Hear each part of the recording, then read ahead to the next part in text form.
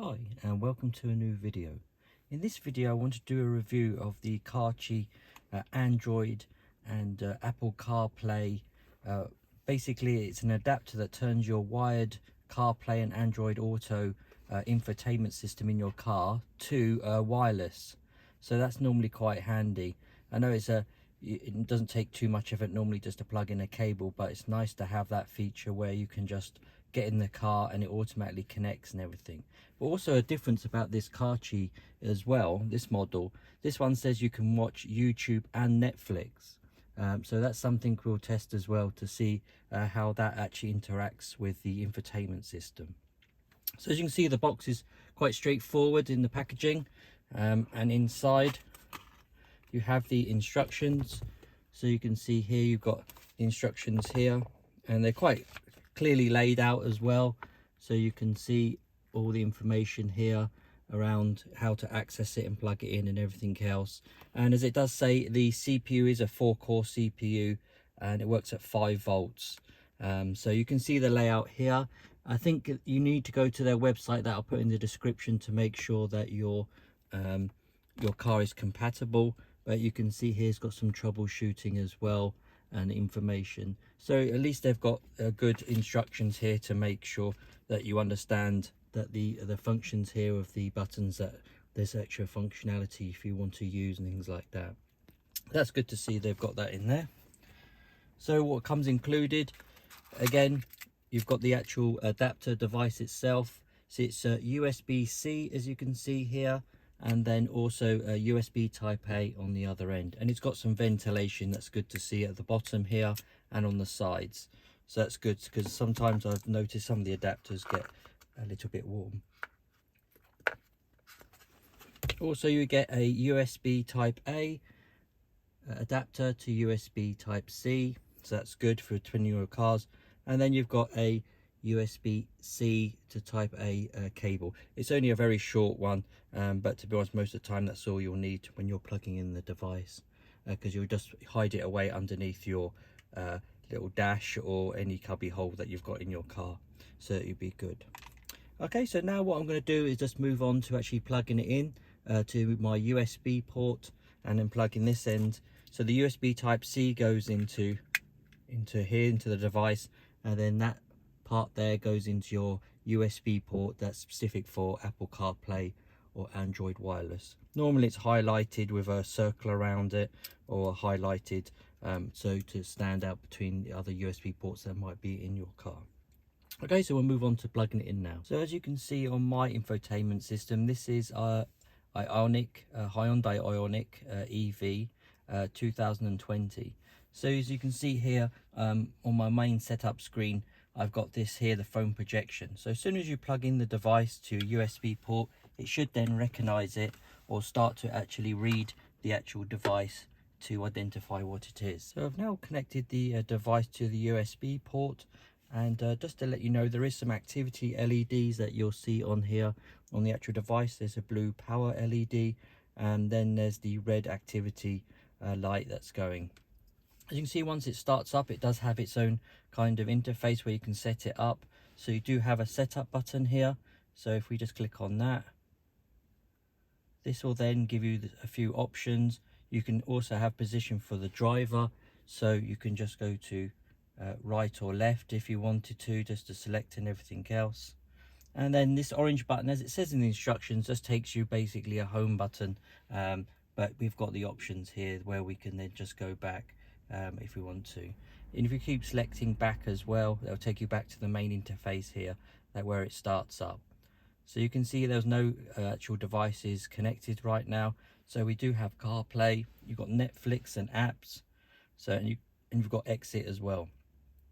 So now what we'll try and do is connect my Android phone to this. So before, as we saw, it does actually have a ID to look out for when you're connecting. So you just open the settings within your app. So now you can see I'm doing the screen sharing on my phone. You can see exactly where I'm going. So if I just go down to settings, and then for mine I'm just going to go to Bluetooth, if I can find it. So that's on the top, and it says now pair a new device. So now I just want to find that device, so it'll do a search. You'll see devices come up, but they're available to connect to, and it will start to search. You'll see that now it's got that BT9645, that's the name of the box, and you can just select that, and it will start the pairing device. It will say here, would you like to allow access to your contacts and call history? So do select that if you're going to use this as a full-time connecting everything on there, and then you just click pair. Once you're connecting, it might take a few minutes, so just bear with it, and you can see it connected quite quickly, actually to everything. So now you just go to the settings, and you can see here you can access which ones you want allowed the thing, but basically the box should have access to everything because you're going to use it to make calls and listen to text messages and things like that. You might have some information come up about hands-free as well, so we just click OK through that.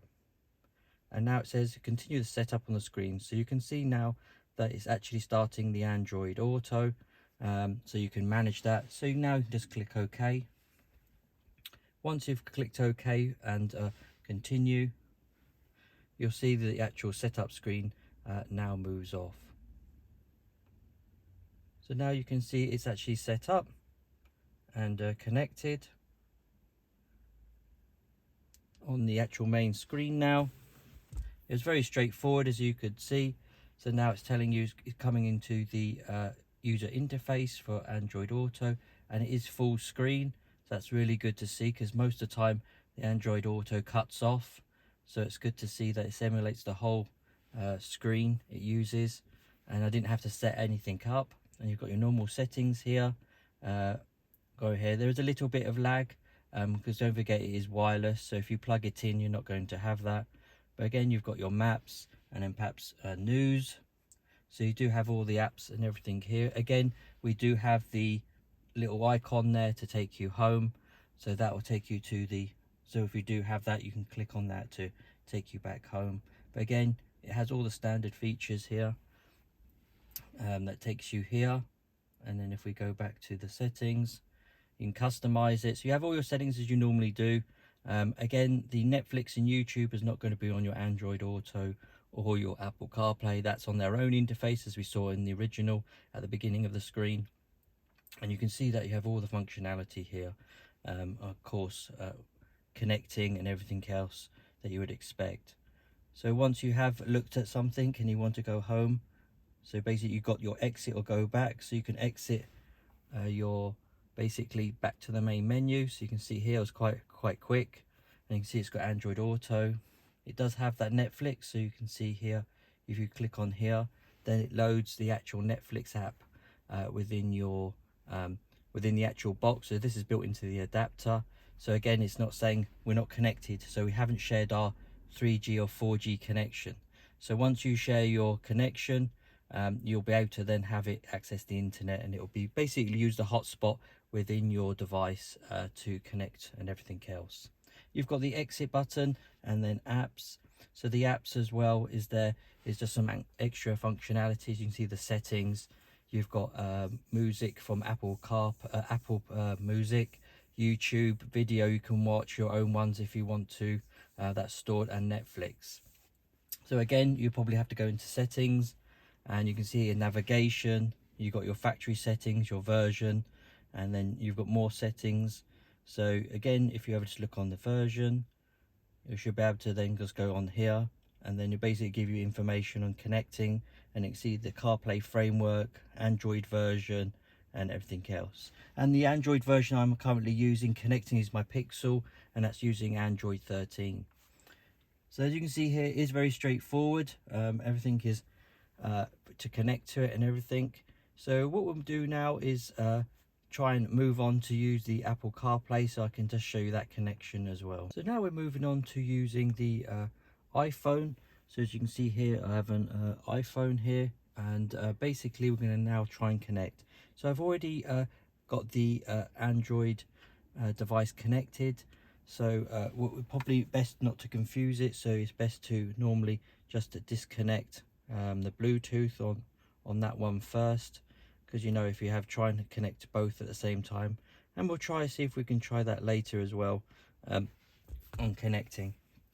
So if I just basically here, as you can see.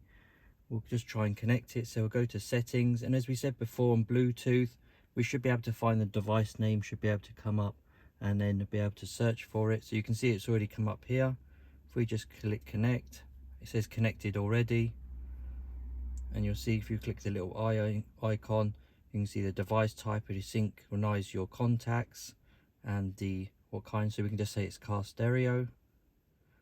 You don't have to do this. So then it just connects there, and once you've connected, it'll start to go through the motions and everything else, and then it'll just say use the Apple CarPlay, and you can just connect there. So now we might have to exit out of this and then go back in, and then what we'll do is we'll have a look to see you've got the options here for Android Auto and everything else. Again, this button here will take you, is a back button, so you can see here, and then you've got your apps, as we said. So we'll just click on here, and you can see it goes back to the normal one. It says connecting to the iPhone. So now you can see it's connected, and now it says it's, now you just go back into that screen. You can see use CarPlay, so you just click that button there, and again it's as straightforward as that on your phone and your Android, connecting to Bluetooth and then connecting to everything else. And then as you can see here, it's starting to load everything up, and you're in Android Apple, sorry, CarPlay, and it's straightforward as that.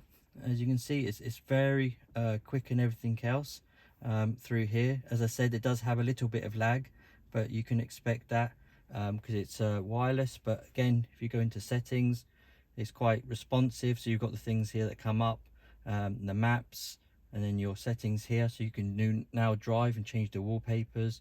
You still have your recognize it as Hyundai. You've got your phone, music, so everything you'd expect you'll be able to find on here, and it will go back to the original screen. You said that is literally as easy as you can do it and connect. As we said, it does have, once you have on connection here, so if we go into settings, this one will always come up to take you back home. So if you want to come out of Apple CarPlay, it will take you back to this main screen, and this is where you can then open up your apps. You've got YouTube and things like that, so you can then set up your kind of mobile hotspot. So again, if we click on this one here for YouTube, it may not load because you need to set up a mobile hotspot. So then it connects using your phone data. So it says there it can't connect, but then you've got, if you do connect, and you can, this does work while you're driving, but again, please don't do it while you're driving, even for passengers. If you get distracted, then it's very dangerous. So, and it's against the law, so in many countries. So the option is there for you to watch YouTube and Netflix when you're stationary, and perhaps like with an EV, as you probably know, if you're going for long journeys, you're going to be stopping at chargers for at least half an hour, or sometimes you're going to be queuing for a charger.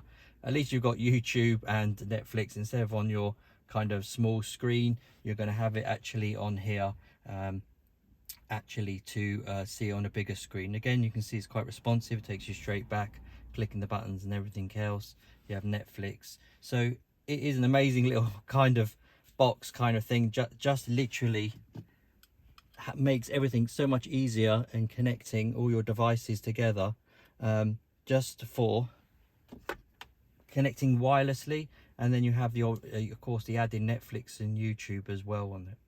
So I hope that's been helpful. As usual, if you have any questions, please leave them in the comment section, and I'll try and get back to you as soon as possible. Thanks for watching, and have a great day.